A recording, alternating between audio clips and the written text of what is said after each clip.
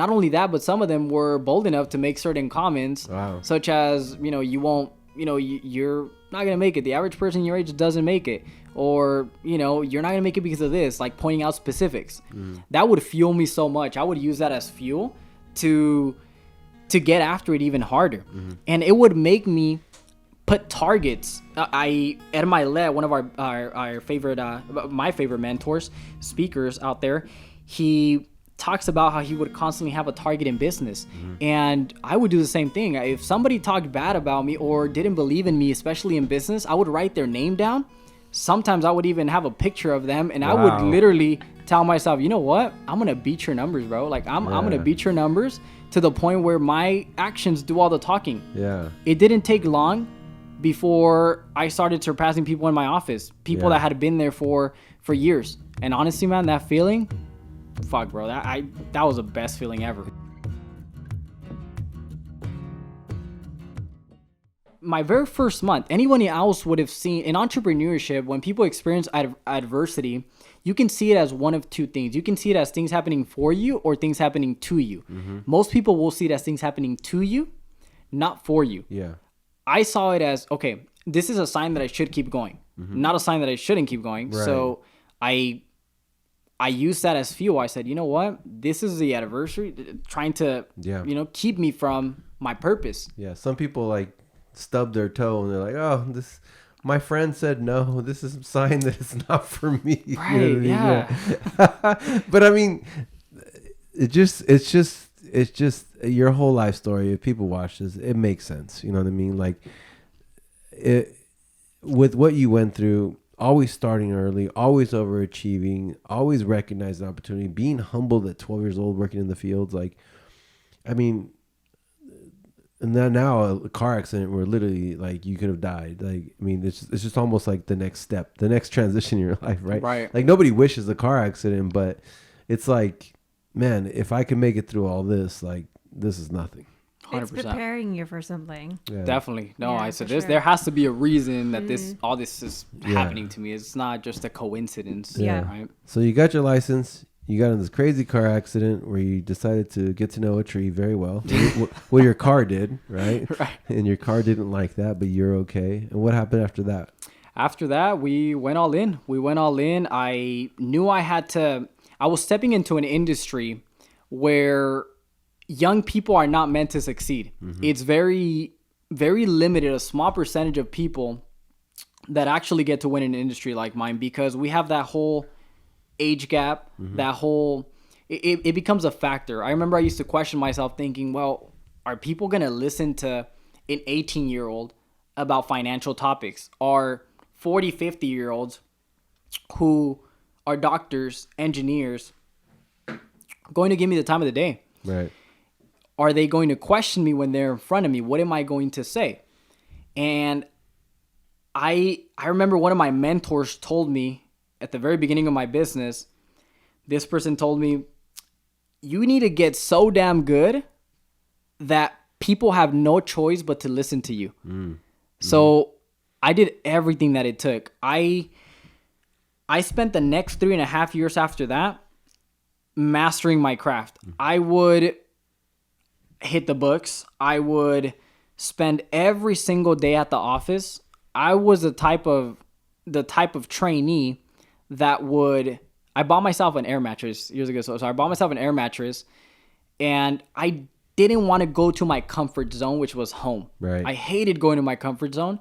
So I bought myself an air mattress. I would sleep in the office every single day. Wow. Wake up. I needed to shower, so I got myself a gym membership, and the gym was about 2 streets away from our office. So that's where I would shower. I would get my workout and shower, back to the office, air mattress, 24/7. That's all I was doing. No partying, no. I'm not gonna say I wasn't going on dates, and I had a private life myself, but my priority was my business. Right. I needed to. I couldn't.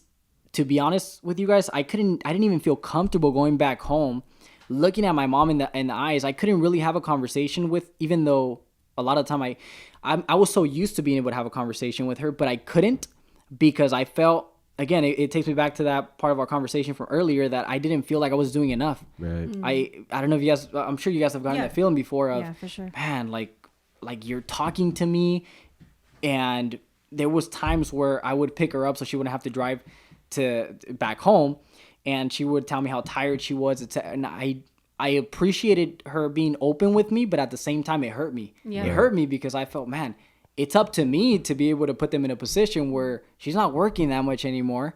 So that's a big reason why I kind of distanced myself from home a little bit. Mm-hmm. Not because I wanted to be away from them, but because I knew I had to work hard for this. Yeah. If I wanted to make it work. Yeah, you had a mission. So had a mission. You were sleeping in the office, showing up every single day. I mean, and did you rise up the ranks quickly? I wouldn't say quickly. I would say it took some work. It took some work and some time. Mm-hmm. And there's a saying in not just in our business, but I think in entrepreneurship, I think if you want to master something, they say you got to spend either 10 years or 10,000 hours. Yeah.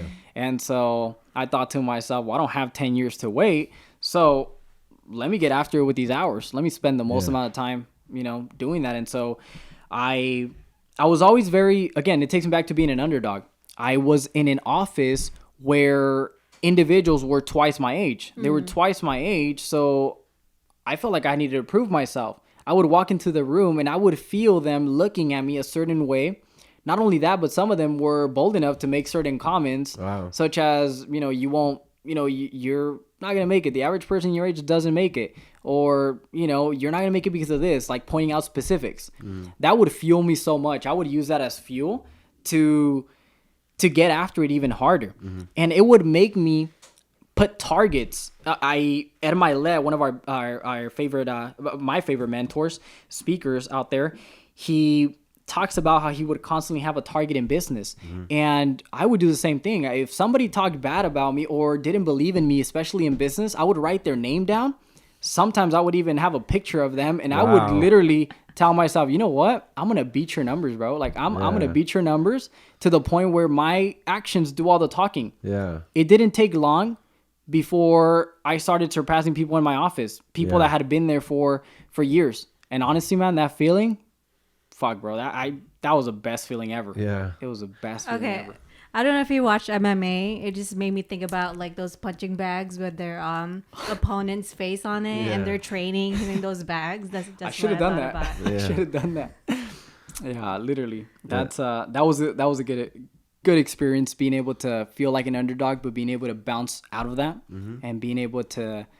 I think it's really good to have people that don't believe in you, because then you have some people to prove wrong. You have those people that you need to prove right, but then you have the people that you need to prove wrong. Right. And those, man, for whatever reason, proving people wrong feels even better than proving the people that believed in you right. That's just my personal opinion. Yeah. And I feel like it goes back to the love that you have for your family, your parents.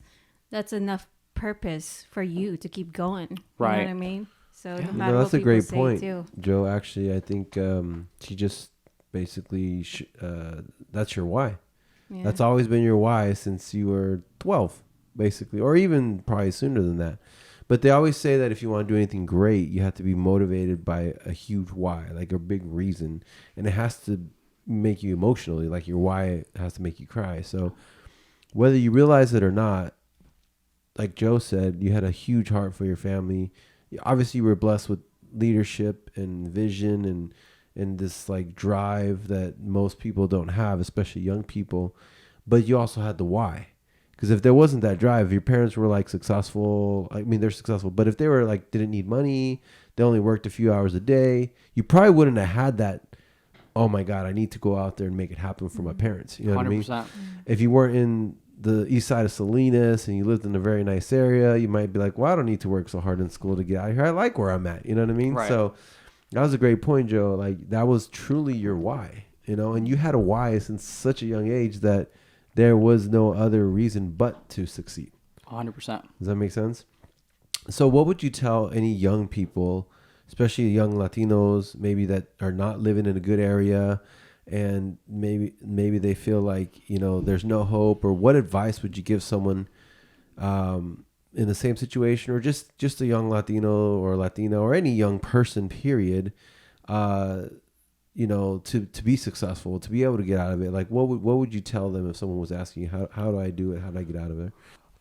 Okay, so advice that I would say that I would give young people, young Latinos, I think in general, is number one is degas it. You gotta don't give a shit about people and what they gotta say. People are always gonna have opinions whether you do something their way or your way. So there's something that I started very recently. I started captioning a lot of my posts being 100% unapologetically you. A lot of the time we try to be somebody that other people want us to be, or that society wants us to be, and it's really hard to try and try to snap out of that, because sometimes that becomes your new reality.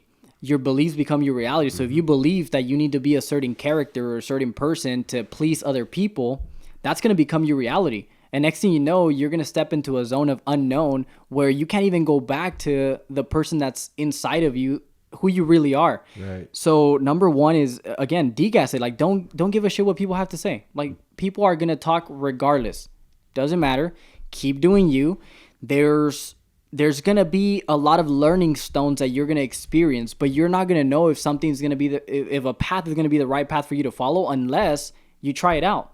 If somebody, a lot of the time, people's opinions are based on their point of views, based on their own beliefs that sometimes the wrong people pass down to them. If I try to pass to other people down some of the beliefs that my parents passed to me, some of the beliefs that my grandparents passed to me, to be honest, I know for a fact that it would be the wrong advice. It would probably not be the best advice to get them to the next level. So number one, again, would be degas it. Number two, I would say shoot for everything that you really wanted to go for as a kid. Dream again like a kid. I think sometimes as we're growing older, we forget what we used to dream about. Let's take it back when we were 6, 7, 8 years old, and our teachers, our parents would tell us we could be anything that we ever wanted to be. You can be this, you can be that, and we're thinking big. See, the mind of a child is going to believe everything that you tell them. But what happens within time, as time goes by, once you start stepping into the real life, so many people have been trained to think a certain way or have so many limited beliefs that when you ask for their opinion or you talk about your goals and dreams, they put yours down because they gave up on theirs. And it's really sad to see that. See, there was times where when I hit, when I was growing up, when I turned 18, 19, and I would talk about goals and dreams to certain people, certain family members including, they would put those goals and dreams down. They would tell me I'm dreaming, that it's impossible, that what am I thinking, etc. A lot of the time, even teachers would say stuff like that. And so you need to be able to understand that when somebody gives you a limited belief, opinion, their beliefs are based on what they believe in themselves, not in what they believe you can do. So people have to understand that, because a lot of the time when I talk to people, and sometimes they tell me, hey, Brian, I used to want to do this. I used to want to do that. What happened? Yeah. What happened? They're basically saying I failed when they say that. Literally. That's exactly what's happening. It's because they give a shit. They gave a shit. For other people. They gave a shit. Exactly. Yeah. Like, other people's opinions shouldn't matter more than your own opinions. Why would you want to be living somebody else's? You're basically living somebody else's life. That shouldn't be the way things are. You need to pursue your own purpose. Nobody but you need to matter in the pursuit of the best version of yourself. But here's the thing: they say that most people don't get around to getting buried to their in their 60s. You guys have probably heard this quote. They die young. They die young. Yeah, they die what, in their 20s, because their goals and dreams die with them. Right. That's so many people nowadays. But to be honest, you just can't let that be you. You can't let that be you. So that would be a second. A third tip of advice would be you gotta learn to be around people that are gonna be straight up with you. Pick and choose who you have around you. Your surroundings, the group, the people that the people that you're allowing in your circle are feeding you certain information. That information, it's either information that's going to grow you or it's going to keep you there. And so it's very key to have people that are going to tell you what you need to hear, not what you want to hear. So many people nowadays want to have people that are going to tell them what they want to hear, what sounds like music to their ears. Although that's not what's going to make you grow. What's going to make you grow is having somebody tell you the shit that you need to hear. Hey, this is where you're fucking up. This is what you need to do. Hey, you shouldn't be doing that. Hey, no, you don't. Like, for example, I had a conversation with I have a fitness trainer now. I had a conversation with him. My very first conversation with him was his name is Mario, great fitness trainer, by the way.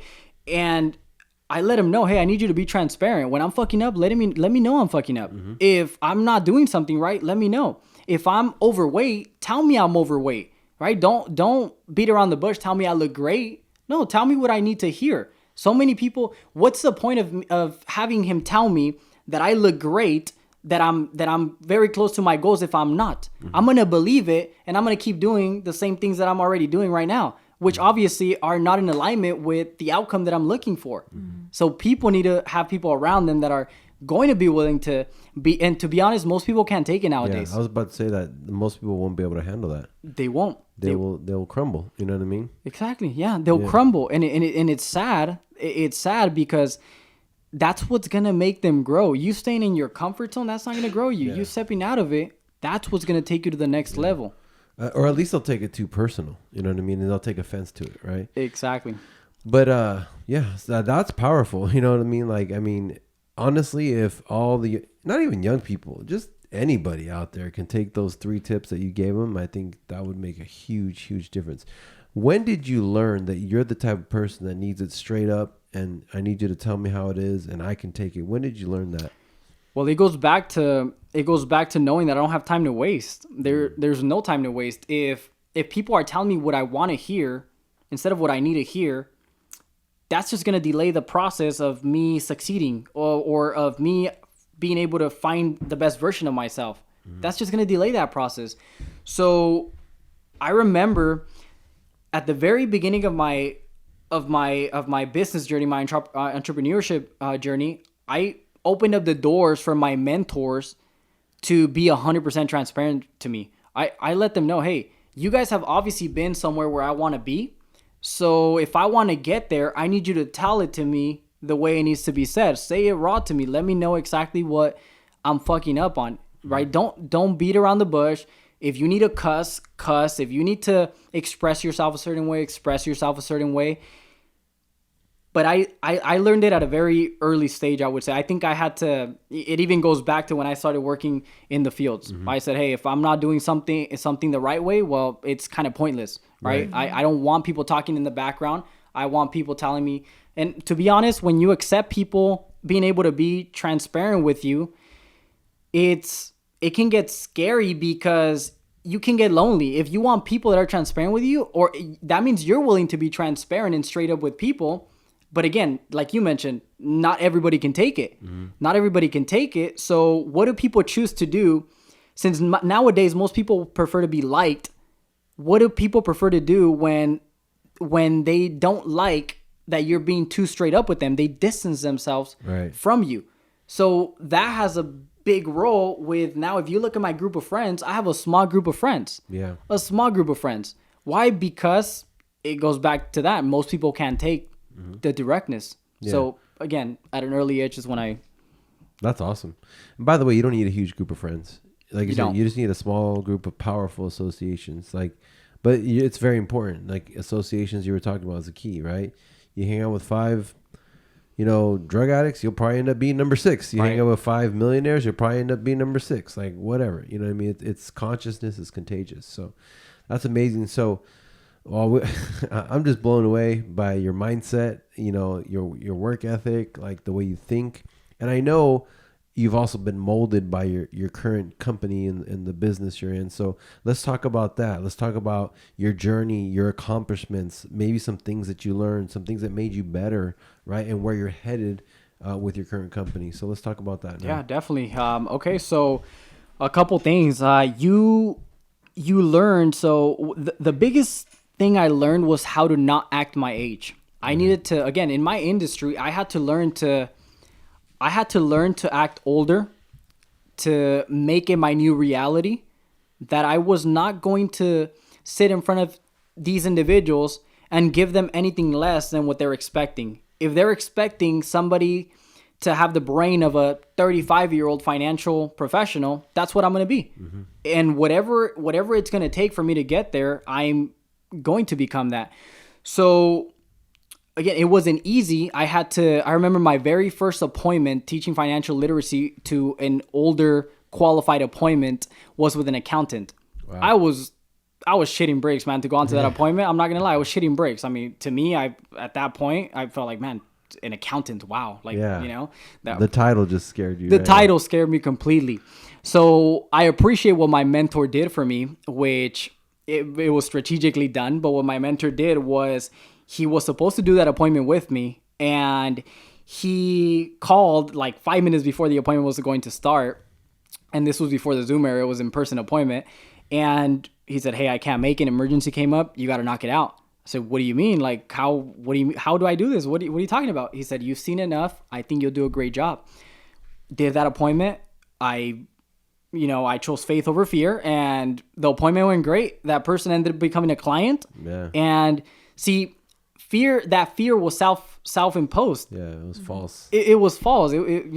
What does fear stand for? False evidence appearing real. Mm-hmm. And so after that appointment, I told myself, you know what? I brought value to the table. If I could do it with this person, then I could do it with everyone else. And if we really think about how many people are lacking financial literacy, there's so many people lacking financial literacy. So I was thinking that these engineers, doctors, police, although they're very smart people, they're very smart at what they do. Right. A lot of them are not necessarily smart at the money topic, the money conversation. So when I would start teaching them financial literacy, financial topics, financial rules of money, I would see them pay so much attention. Mm-hmm. And I thought to myself, wow, okay, my age was just a number. After I mastered my craft, nobody asked me for my age. So I would say that was probably one of the first things that I learned. Being able to act in older age. I obviously started dressing differently. I didn't know how to dress professionally in the beginning. I think in the beginning of my business, I looked like a quinceañera boy, literally. Yeah, I had to change that up, of course. Yeah. But now we dress a little bit better. Yeah, that's awesome. So, what are some accomplishments you've achieved in your entrepreneurship journey? Some accomplishments, I would say. So when I turned 20, my second month that I turned 20. Money's not everything, but it does make a difference. Of course, especially when you come from a family that doesn't have a lot of it. Yeah. And my second month after I turned 20, I made my very first $10,000 in a month. Nice. And net, that felt awesome. Yeah. I thought to myself, hold up, none of my family members make that kind of money. Yeah. None of the teachers that didn't believe in me in college made that kind of money. So it made me feel really good. It made me feel like I was going somewhere, and it made me feel like I had a purpose. It also made me feel like I had a story to be able to provide for other young entrepreneurs. Yeah. Because after that, people started, Brian, you made $10,000 in a month? Yeah. Like, I want to follow you everywhere. Yeah. Right. And so that was a very big accomplishment. I mean, after that, probably the next biggest accomplishment that meant the world to me was qualifying as the youngest broker in the whole company. That's amazing. That was something that I was shooting for a long, since I started in the business. Yeah. I have a funny story for this. So in our office, there's pictures of the current brokers. Right. And then there's an empty one with a piece of paper that's asking who's next. Mm-hmm. Call it cockiness, call it confidence. Right. I printed out a picture of myself and I placed it there. A lot of people had negative things to say about it. But guess what? Not only was I the next one to qualify as a broker, but I hit my goal to qualify as the youngest broker in the whole company. Wow. Company of, I don't know how many licensed agents there's now. It keeps growing, but probably close to like 80,000 licensed agents or something like that. And imagine that. So being able to qualify as the youngest broker, it just realigned me with my goals, with my dreams. It got me closer to I know it got me closer to becoming the best version of myself. So that was probably a huge accomplishment. There was a lot of adversity between when I started in the company and then. So that was one of the moments that, you know, I think as men, sometimes we don't want to show emotion, but that was probably one of the moments where, you know, tears did come out my eyes. And, you know, I think anytime you have a big accomplishment, you look back and you think of everything it took to get there. So it gets you a little bit emotional sometimes. Yeah. I mean, I understand. I'm in the same industry. I did also achieve a broker position, but I understand how difficult it is for the younger folks, and the fact that you did that, the youngest ever. I mean, I'm not shocked after hearing your story, but it's still an accomplishment. You know what I mean? And it's still something you can always hang your hat on. Like, you can take that with you until maybe someone else comes in and does it at 19 or whatever. But that's how it goes, right? But for now, you hold the record, right? Right now, you're the record holder. So after that, like where's your another thing, so financial education, you mentioned that. How important was it for you to get that financial education at the age that you did? Can you talk about that too? It was definitely very important. So my very first, one of the things that our company does provide is training from A to Z. Training from A to Z, great mentorship. And my very first training appointment was actually my mom.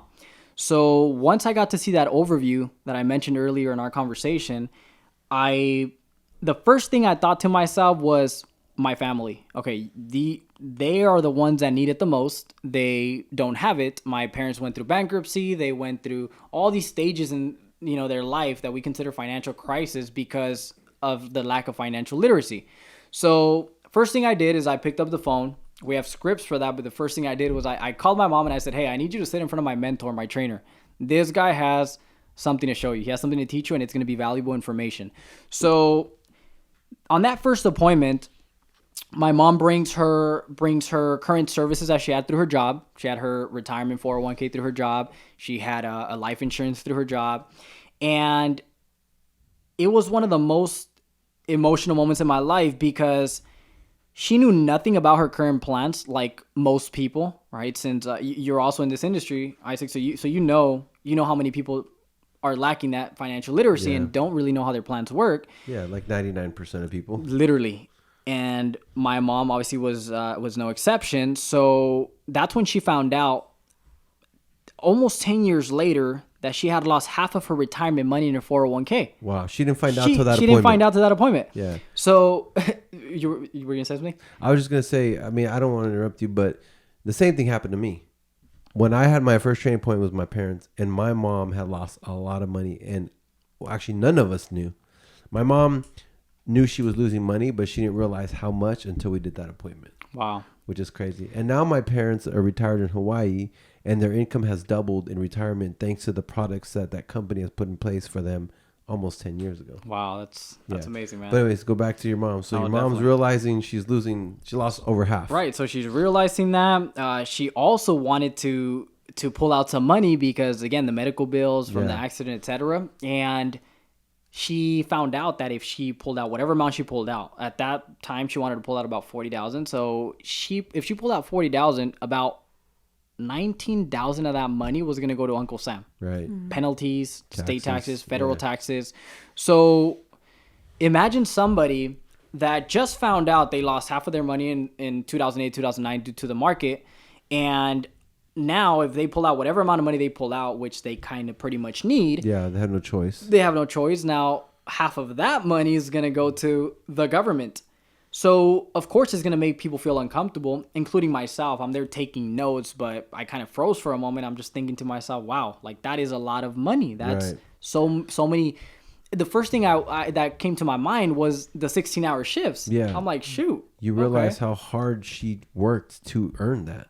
100%. And it was just wiped out because of lack of financial education and the wrong vehicle, perhaps. Exactly. And so that, being able to see a problem, but then also being able to see how not only did they educate her for free, but at the same time, they were going to be able to upgrade her financial portfolio at no cost. That was the best part. I think one of the questions my mom asked at that time was, well, how much are you guys going to charge me for this? Right. And being able to hear my mentor, my trainer say, well, hey, it's complimentary. It's complimentary. That was the best feeling ever. Right. Yeah. That's when the business went from my head to my heart. Right. I thought to myself, you know what? If I'm going to be bringing about this feeling to other people, to other families, I'm 100% all in. Yeah. And that was one of probably about 3 different situations where that business went from my head to my heart. That's awesome. So, it's funny. We share the same story with our mothers and working so hard. I mean, my mom wasn't working in a labor job, but she worked very hard at a tech job and was Hispanic female, never complained, long hours, was paid half of what all the other engineers were paid. She wasn't even an engineer. She worked there so long that they just said, okay, you're an engineer. You know more than these young kids that are coming in, starting at double what you're making, but you need to train them. You know what I mean? Wow. Yeah. So I understand. Like I feel you on that one, right? So now you're the youngest you're still probably the youngest broker in the company, right? Hopefully. Yeah. But records are meant to be broken. So, right. But so far you hold it, right? And so now where's your organization headed? Where are you looking for people? Are you guys expanding? If anybody out there is watching this and they want to maybe join you on that entrepreneurial journey, they want to also get a financial education, talk about that. Yeah, so I think the organization is just going to keep growing. The team is just going to keep growing. At the beginning when I started, it was about simply financial literacy and how many people can I personally educate, how many people can I bring the message to. But of course, within time, it became more of a, why not develop a team? Because I'll be able to reach a lot more people that if I didn't build a team, I wouldn't be able to reach otherwise.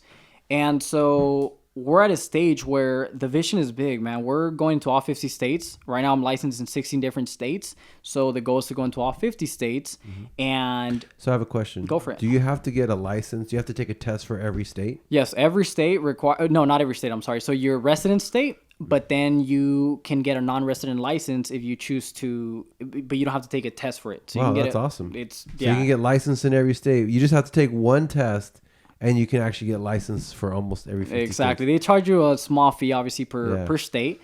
But, I mean, it works out really good. And well, I was in real estate, and, I have a California real estate license still. Mm-hmm. But my California real estate license does not work in any other state.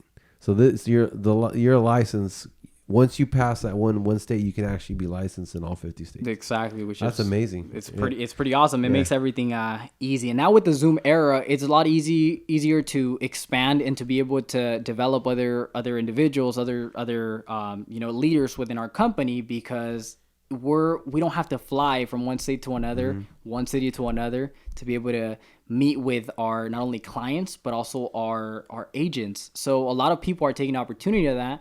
Not only because of that, but people want something that they could do from home, right? Nobody likes the traffic. Now everything with COVID it's soon to be back to normal. So, right now we're in Silicon Valley. You know how traffic gets around here. Oh yeah. It's already getting pretty bad again. Actually, I don't drive in traffic, but I heard exactly the benefit of working from home or having your own business, right? 100%. So it's funny that you mentioned Zoom era.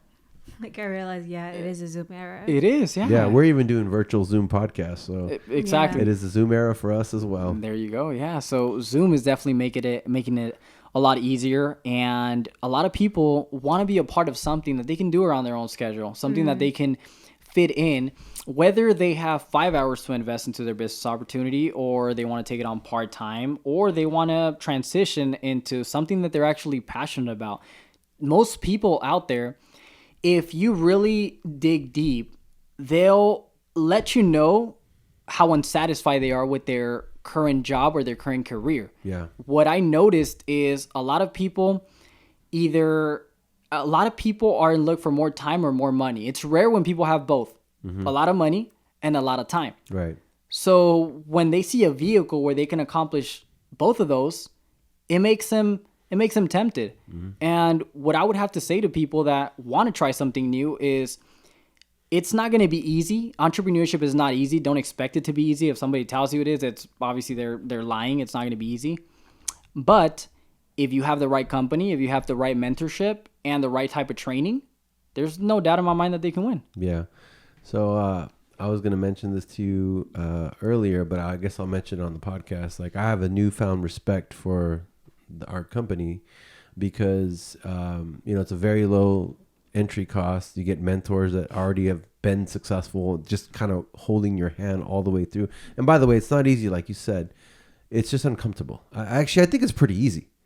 The business is not hard. It's not working in the field. That's hard. It's simple. Yeah, that's hard. Working in the fields, you did, that's difficult, right? Teaching people about financial education, attending meetings, training people, that's not hard, right? It's just, it can be uncomfortable. It can, you have to grow as a person, right? But I have a new respect because, when I started this business here, it's cost a lot of money, right? I have no mentors teaching me anything. We're all having to figure it out on our own, right? We're still doing well, right? But I feel like, man, if people only understood the power of having a mentor who's super successful, or not even successful, just teaching you what to do, right? Low startup costs, being able to profit within the first basically sale or client that you have, right? There's nothing out there like that. So I just wanted to mention that, right? And are you expanding right now? Are you looking for some people? Oh yeah, no, we're always expanding. There's always a need for financial literacy. At the moment, there's not too many agents to cover the demand. So we're looking to obviously train new people and help them potentially build even their own agencies 100% of the time. So if people obviously are looking for that, they can always reach out to me. Yeah. Add me on social media. Where can they find you? Let them know. Yeah, so my social media is Brian R. Avila. So that's how they can find me on Instagram. That's probably the best. Nowadays is the new Facebook. Yeah, so. Exactly, right? Facebook's for the older people like me, the 40 and 50-year-olds. Just you kidding. don't even look 40, man. I know. It's funny. Are you really 40? I'm 43. 43. That's I'll crazy, be 44 this year, by the way. I was thinking you were like 32, 33. Yeah, thank you. I appreciate that, right? Yeah, no. Everybody thinks I look super, super young, but it's okay. But anyways, no, so find them. We'll actually leave it in the description below. By the way, if you guys are enjoying this podcast, please make sure you hit that like button. If you're new, welcome. Subscribe and make sure you hit that notification bell because it'll let you know when we have new videos. So Brian, man, you're a stud. Anything else you want to say before we move over to the final segment of our podcast? No, I mean, I think everything's flowing pretty good. I think hopefully we're adding value to the people that are hearing this, and hopefully they're sticking it through. Oh, definitely, definitely you are adding value. If you've made it this far, I know you have. If you have, please leave it in the comments below. Tell us what you're learning. Tell Brian how awesome or not awesome, even whatever. Just let us know, right? If you have any questions, any questions or whatever. Send them. But anyways, you're a stud, man. I know we talked about podcasts and stuff like that. Definitely this could be part of your lane, I have no doubt, as long with your financial business. But we have a world famous segment called Joe 6Qs that we always finish the podcast off with. So I'm going to hand it off to Joe. She's going to ask you a couple of deep questions and then we'll wrap it up. All right. So if you were told you had 48 hours left to live, what is the first and last thing you would do? The first and last thing I would do. I think the first thing I would do would tell everybody that I love them. I think that would be the very first thing that I do, including telling the people that that were in my life that I appreciate them, whether it was a bad experience or good experience, because there's always good with every bad experience as well. And I think even at this stage, I've told people before that even the people that have done me bad, that I forgive them. And you forgive people not for them, you forgive them for you, right? It allows you to have peace of mind. It makes you feel free. So I think I would tell the people I love that I love them. And again, I would tell the people that were in my life, whether good or bad, that I appreciate them being in my life. I think that's what I would do. Yeah, I like what you said about forgiveness.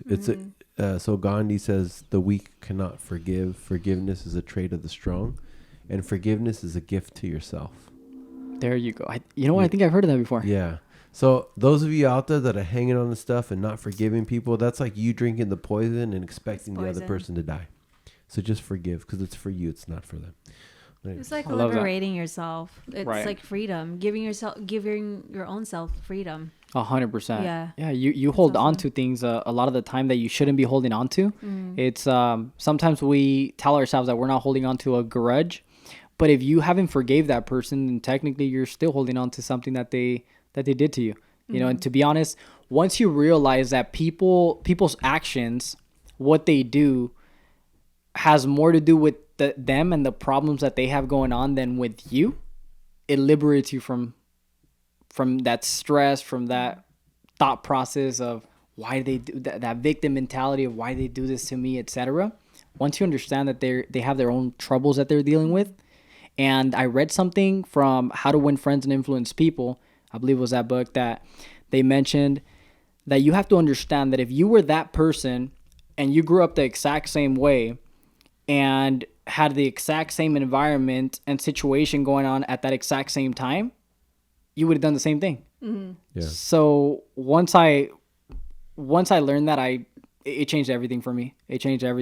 Yeah, something I realized, and I also said this before, it's like your shoes is your shoes and my shoes is my shoes. So if I were in your shoes, I would have believed the same thing. If you're in my shoes, you would believe what I believe. 100%. So it's just like, different people. 100%. I agree with you. Yeah. Okay. And then sometimes you just have everybody's shoes. Right. So then you got the wrong shoes, like, wait, this is your shoes, not mine. Sometimes your shoes smell. So get some foot spray. Sometimes you need new shoes. You gotta get new shoes and get rid of the old shoes. Old beliefs. That could be the old beliefs, right? Yeah. That's a good way. That's a good way to put it. I like that. We're flying. All right. How would you like to be remembered? How would I like to be remembered? I would like to be remembered as somebody who 100% of the time was unapologetically himself. Didn't give a shit about what people thought about him. Didn't care whether his personal beliefs or opinions were going to have people perceive him a certain way. I would like to be seen as somebody who people appreciated in their life because of his boldness and directness and transparency when it came down to anything. Also, I would like to be perceived as a person who was always aiming to do the right thing, because a lot of that one's key, because a lot of the time you're put into situations where, especially in business entrepreneurship, you're put into situations where you can do what's more beneficial to you or what is right ethically and morally.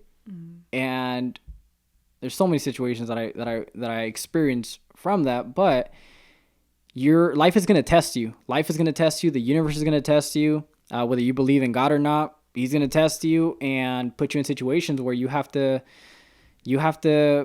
make a decision, and that decision can make people perceive you a certain way. And whether you care about what people think of you or not, it's more for your own good. It's more for your own good, knowing that you're doing the right thing in situations like that.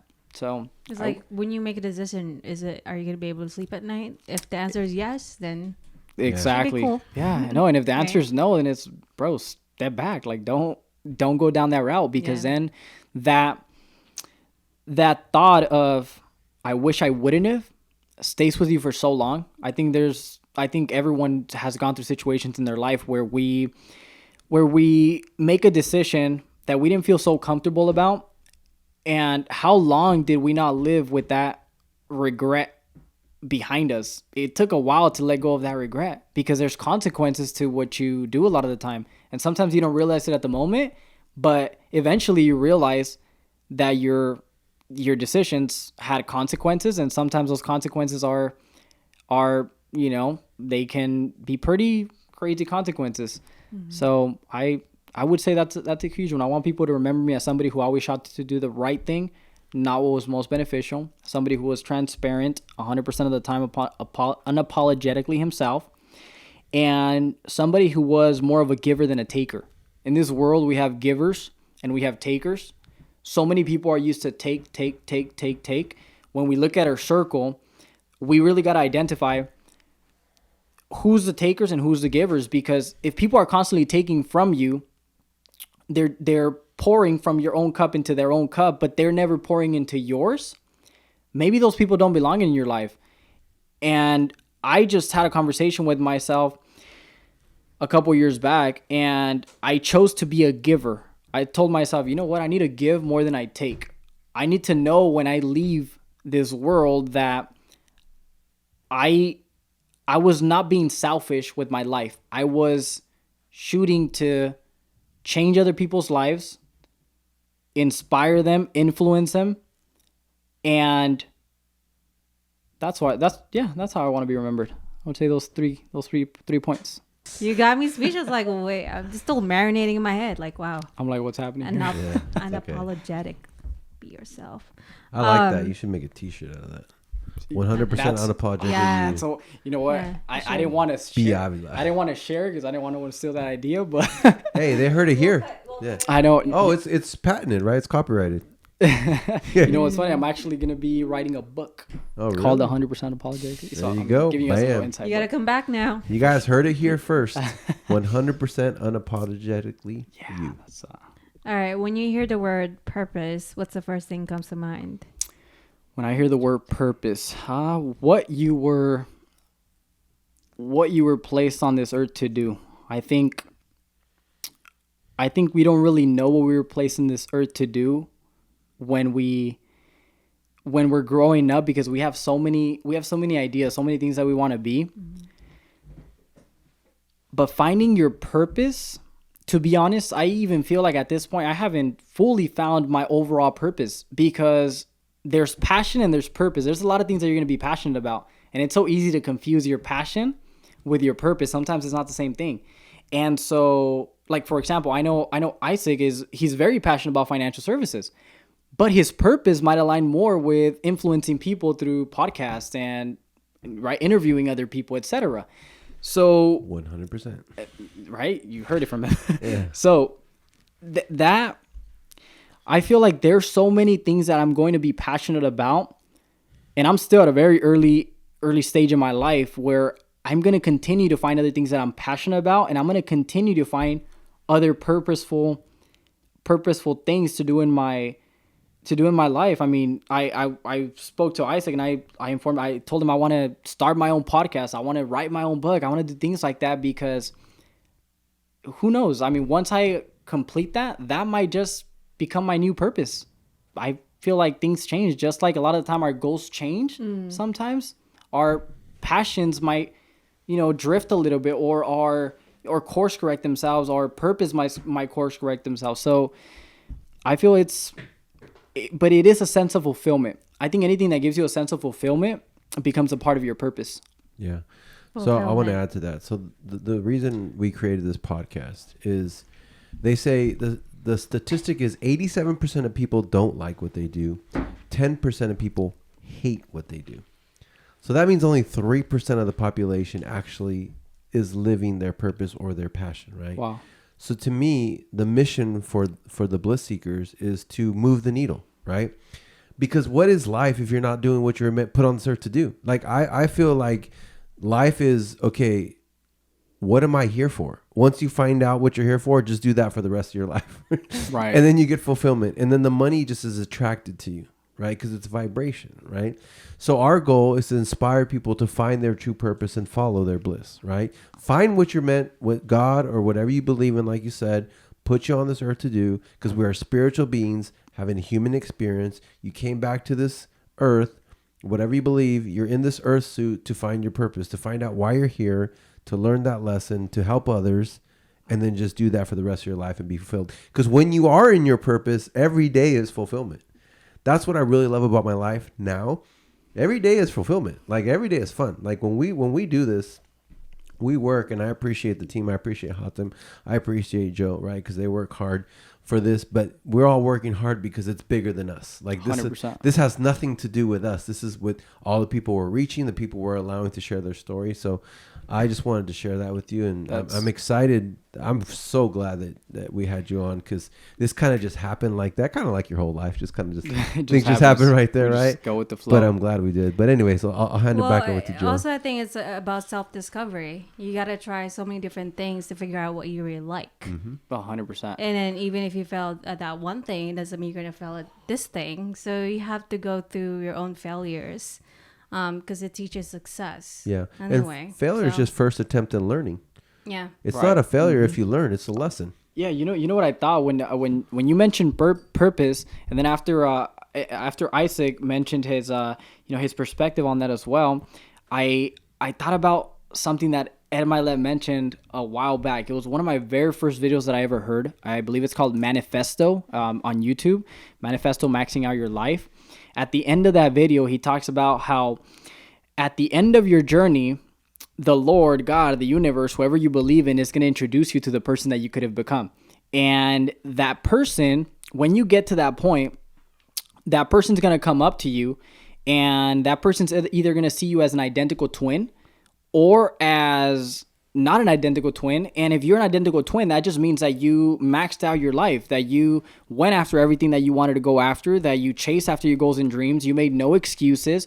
You went after it. You pursued something bigger than you can imagine. You really maxed out your damn life. Or you're going to be the person who is living in regret because you can't even recognize what the best version of yourself looks like. And it's crazy because that became a very big part of my journey. That is probably my biggest fear. If I'm honest with you guys, that's probably people talk about death being their fear. My biggest fear is getting to that point and not being identical twins with the best version of myself. That's my biggest fear. But I feel like that aligns a lot with purpose, because if you don't fulfill your purpose, it just means you don't go after it. And you're gonna get to that point, and it's gonna be scary because shoot, hey, Brian and Brian freaking best version of himself are gonna meet each other, and when that moment comes, shoot, I want to be able to say, hey, you know what, I've been chasing after you, and that person's gonna say, you know what, I've been watching you, and you maxed out your freaking life. Like that's awesome. Yeah, gonna be a good feeling. Something to look forward to, right? Definitely. You're on the right path, man. So just keep going. Appreciate it. Yeah, appreciate it. All right, so what does following your bliss looks like for you this year? Following my bliss. What does that look like? And can you define bliss? Whatever excites you. Whatever excites you. Okay. Gets you up in the morning, kind of thing. That's a good question. Let's see. Especially because my sleeping schedule hasn't been the best lately. It's weird. Sometimes I sleep at 10 at night. Sometimes at 4 in the morning. But anyway, so I would say what excites me to wake up to is I'm always looking for the next something, the new experience. For example, you never know how exciting a day is going to go for you. You never know how pivotal a moment will be for you. For example, when I started having these ideas about podcasts, all of a sudden I ran into Isaac's podcast, and next thing you know, we're on a Zoom talking about this idea of him being able to teach me the ropes of how he got started, etc. And because of that moment, now we're here. Now we're here having this conversation, which, by the way, I'm enjoying.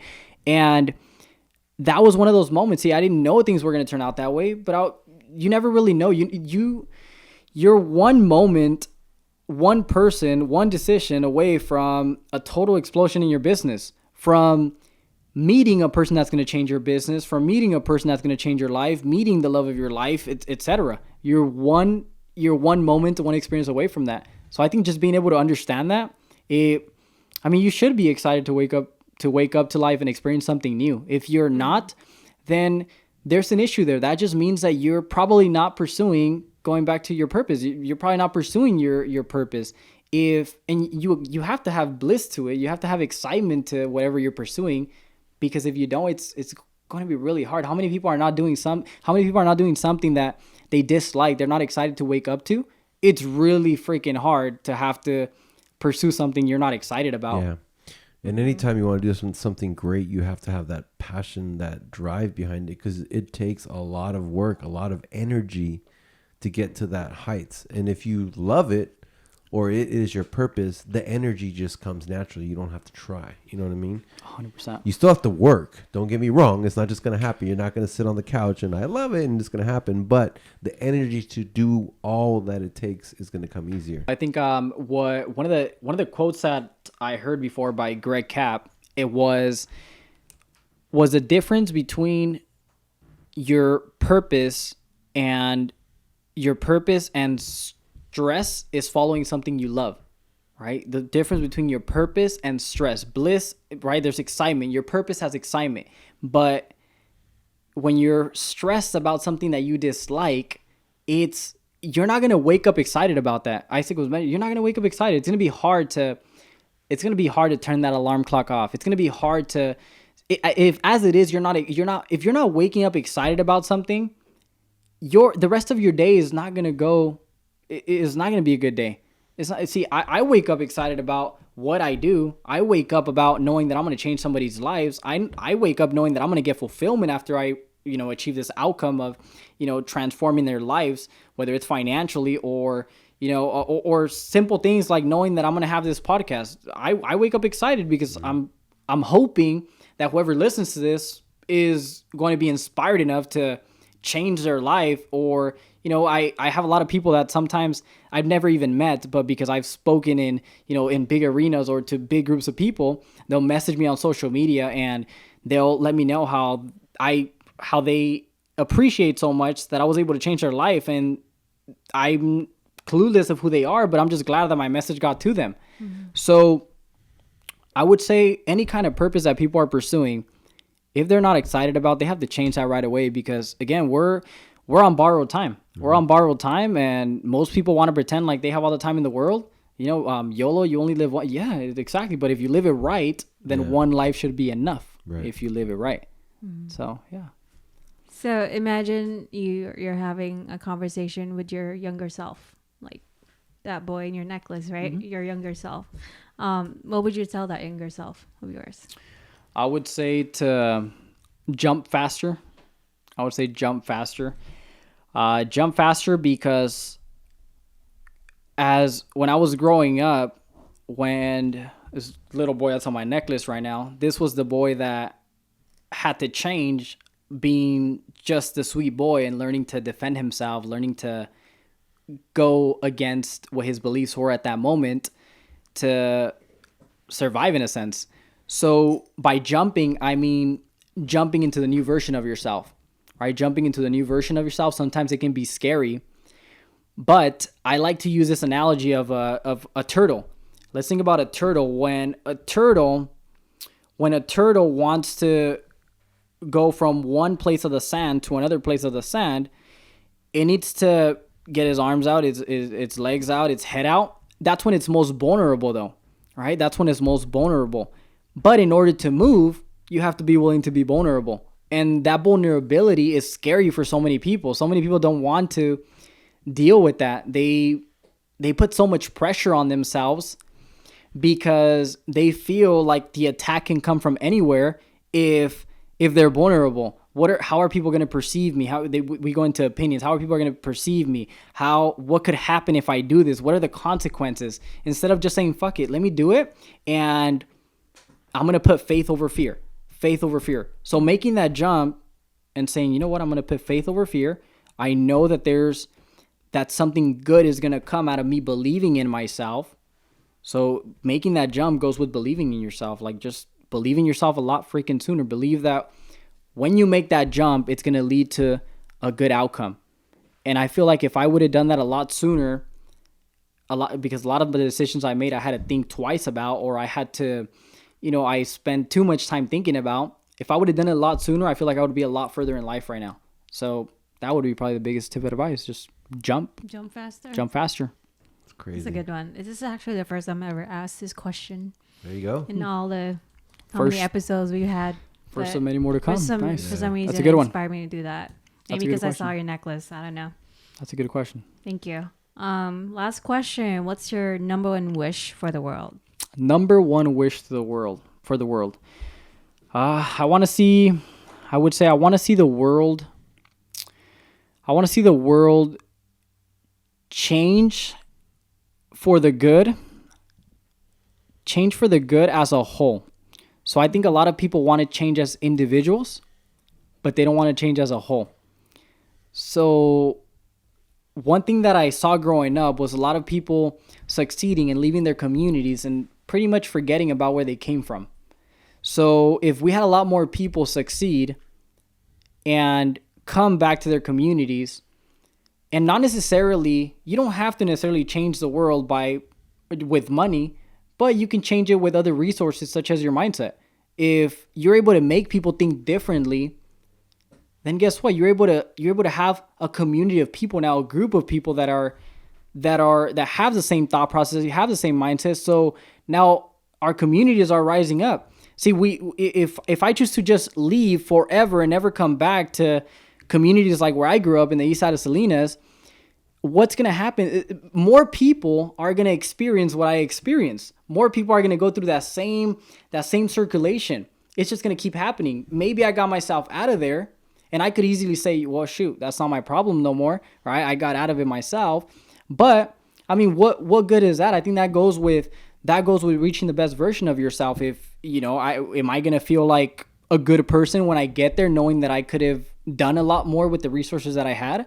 I feel like if a lot of people, based on the resources that they have, were to question themselves if they're doing enough for others, some people might have to question themselves maybe more than once, And so I want to be a person that is able to say, you know what, I did good for myself, but I was able to bring other people with me along the ride.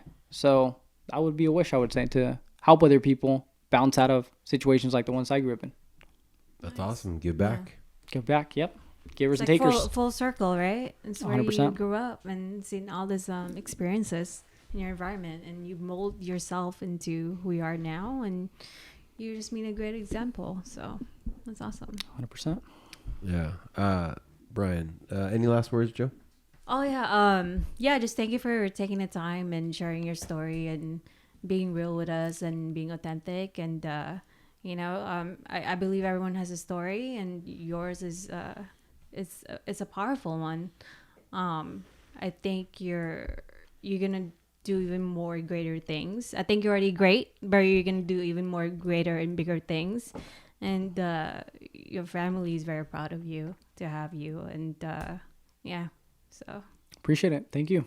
Means a lot. you. Yeah, man. And like, I mean, I like I said, I talked to you at Eric's cabin, and just by talking to you, I mean, I don't know how long we were painting there, probably a couple hours, right? But I could tell that you thought differently, and you were a special individual.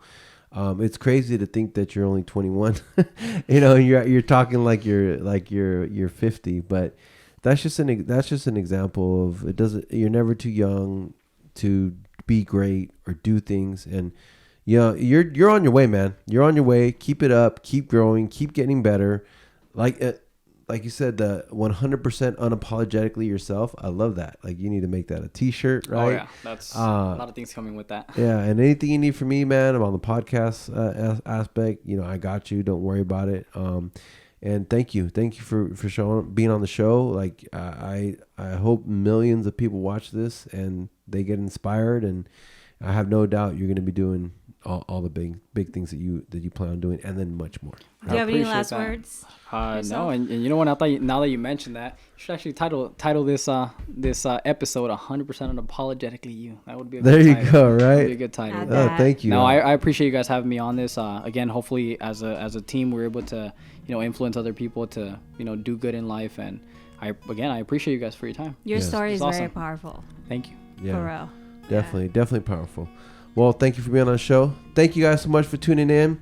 If you're new, welcome. Please subscribe. Smash that like button. Tap that notification bell. Thank you guys again. We'll catch you in the next show. And as always, follow your bliss.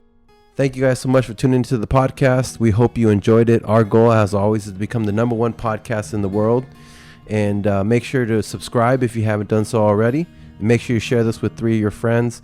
And if you like our intro song, please check out my good friend Maroni Silva's band, A Dead Desire, on YouTube. That song is called The Mantra. Thanks again for tuning in, and we'll catch you guys on the next one. And as always, follow your bliss.